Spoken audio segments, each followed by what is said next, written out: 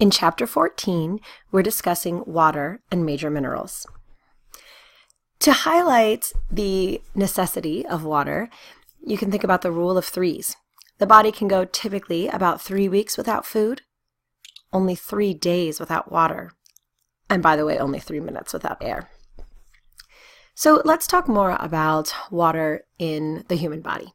About 55 to 60% of an adult's body weight is comprised of water.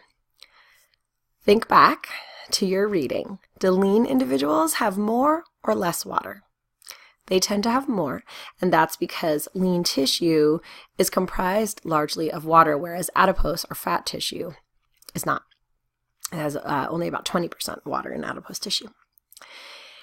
The water in our bodies is found in 2 compartments, intracellular and extracellular. And intracellular fluids make up about 2/3 of the water in our bodies, whereas extracellular fluids make up the other third, and that's broken down into 2 different components. This figure just demonstrates sort of the makeup of the different types of fluids in our body, and it shows those 2 different components of extracellular fluid, which include interstitial fluids as well as intravascular fluids. This table from your text is just a quick and easy overview of what types of ions you'll find in the intracellular and extracellular fluids. Now, to maintain fluid balance, water inside and outside the cells are controlled by electrolytes. They're maintained by pumps on the plasma membrane. Water is attached to electrolytes, and it will move via osmosis. So where there is low concentration of ions, the water will move toward where there is a higher concentration to try to essentially even out that concentration. This figure is in your book, and it shows the sodium-potassium pump and how that works in the body. This figure demonstrates the effect on red blood cells, in this case, whether they are in a hypotonic, isotonic, or hypertonic solution. So hopefully you remember these stems from the word. So hypo means low, iso means same, and hyper means high. So when the red blood cell is in a hypotonic solution, there's a lower ion concentration outside of the cell. So if the concentration is higher inside the cell, the water is going to go into the cell, and that's going to cause the cell to swell, and it can eventually burst. In an isotonic solution, water moves fairly evenly in and out of the cell, staying in equilibrium. It's because the ion concentration both in and outside of the cell are equivalent. In a hypertonic solution, the ion concentration is higher outside of the cell. Hyper, high. So the concentration is higher in that solution than it is in the cell. So the water, of course, moves to the higher concentration, which means it leaves the cell, leaving that cell shriveled up, as you can see here in the diagram. Let's talk about other functions of water. It maintains our blood volume. It transports nutrients as well as oxygen throughout the body. It is the major fluid component, so think bile, saliva, amniotic fluid, lots of others as well. Water helps form lubricants. It serves as a solvent to ease metabolic processes, and it participates in chemical reactions. Think hydrolysis, for instance. Water also allows for waste product removal via urine. And you don't need to remember these numbers, but typical urine output is 4.5 to 8.5 cups a day, so it's pretty significant. And the total amount is affected by fluid, protein, and sodium intake, by the way. If urine output is frequently lower than about 2.5 cups a day, there's an increased risk for kidney stone formation. Another function of water is temperature regulation. With high specific heat, temperatures rise slowly, and that's because water basically resists temperature changes. It wants to stay at the same temperature. And this occurs because water molecules are strongly attracted to each other. Sweating is a way that we regulate our body's temperature. Heat from the skin is transferred to sweat. It's not until the sweat evaporates that we get that loss of heat that cools the skin. So this is why people who are in professions where they have to wear heavy uniforms that resist that evaporation, such as firefighters or certain types of athletes, they run a higher risk of heat stroke or exhaustion, because although they are sweating a lot because it's very hot in those uniforms, the sweat cannot evaporate. So let's talk about where we get water from beverages and foods. So that is certainly applicable to this course. Beverages provide the greatest amount of water in the diet. But it's important to remember that beverages also can supply calories as well as micronutrients. Calories, of course, can contribute to obesity or cardiovascular disease. Certainly in a balanced diet, they wouldn't do that, but it is valuable to keep in mind that you want to consider the calorie content of your beverages when you're making choices so you can determine what fits into your overall dietary plan. A lot of people believe that caffeinated beverages cause hydration, but this isn't really true, especially in terms of the typical American intake. And yes, we know that that's not insignificant, but it's not going to be a problem for most people in terms of dehydration. Alcoholic beverages do increase urine output, and for that reason, they can lead to dehydration, so that's something to pay attention to. In the U.S., bottled water is not any more or less safe than municipal tap water.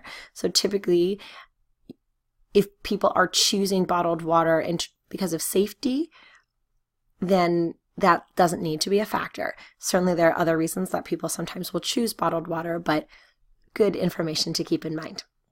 Water is also abundant in many types of fruits and vegetables, so we get water from food as well as from beverages. And this is just an example of a variety of different types of food and the amount of water they each provide. So let's talk about our daily water requirements. Needs are going to vary from person to person depending on their body size, their physical activity level, the environmental conditions in which they live and work, as well as their dietary intake. On a very general basis, an adequate intake is usually about 15 cups a day for men and 11 for women. Another rule of thumb we use in the study of dietetics and nutrition is to consume about 1 milliliter of fluid for every calorie that's recommended for you. So for instance, if you are following that average 2,000 calorie a day diet, then that would mean about 2,000 milliliters a day of fluid would probably be adequate for you in terms of hydration. Another great diagram from your book that just kind of puts all these pieces together, thinking about water input, which we just talked about, as well as losses, which again include sweat or skin perspiration, lung respiration, you actually breathe out fluid in very small amounts. Feces and urine are additional ways that you excrete water. So which organ plays the most important role in the regulation of water balance? The kidney, of course. And so we're going to talk about what happens if water intake decreases or water loss increases. That can lead to dehydration.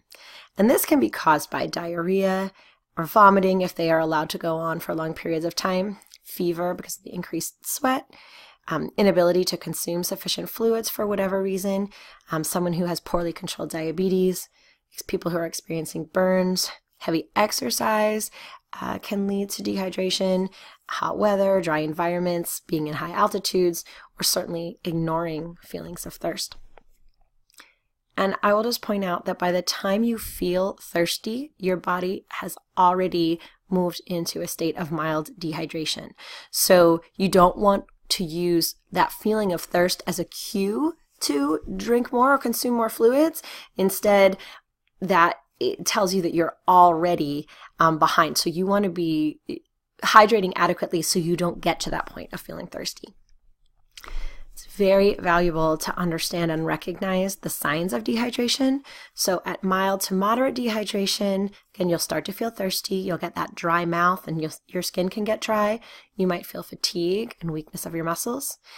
There'll be a decreased urine output, and the color of your urine gets darker. In fact, if it gets very dark or brown, there are some foods or medications that can also cause discoloration of urine, but except for those cases, typically a darker color of urine indicates more and more severe dehydration. And in fact, when dehydration is severe, the urine can actually get a brown, almost cola-like color. And I'll also say, once again, meds and foods of certain types can affect this, but if your urine becomes smelly or if it has a stronger odor, often that is because you are dehydrated. Headache and dizziness also come along with this mild to moderate dehydration. Now, as dehydration continues, your solute concentration is going to rise, your blood pressure is going to drop, your heart rate will increase, and then your kidneys begin to fail. And it can lead to seizures, delirium, or even a coma. And here we have a visual indicator of sort of the steps of dehydration. Next, we'll talk about water toxicity. And this occurs when basically you fluid overload and your kidneys simply can't remove the water fast enough. That will cause water to accumulate in your blood. It will dilute the sodium in your serum, and that's going to lead to hyponatremia, or low sodium levels. And that is defined as water being pulled into the cells, causing them to swell. So those low sodium levels are incredibly dangerous. It can lead to first headache, nausea, blurred vision, respiratory arrest. It can eventually lead to convulsions and even death. So clearly it's very serious. This doesn't happen a whole lot except in a couple of cases. One is in psychosis. Sometimes people don't realize that they are over-consuming water to that degree. But another that might be more applicable to all of you to keep in mind is that this can sometimes happen with athletes who hydrate with water and don't replenish electrolytes. As you can see, some of these symptoms of water toxicity look a lot like the symptoms of dehydration, the earlier ones especially. So what happens sometimes is athletes feel these symptoms, believe that they're dehydrated, and they start flushing the system with more water. But if they are not at the same time replenishing electrolytes, then they are actually making the problem worse, and they are diluting that sodium further instead of replenishing it, and that can lead to water toxicity. And so it's a very severe consequence of not knowing how to replenish both fluids but also electrolytes as an athlete. We'll start the next recording with our discussion of the major minerals.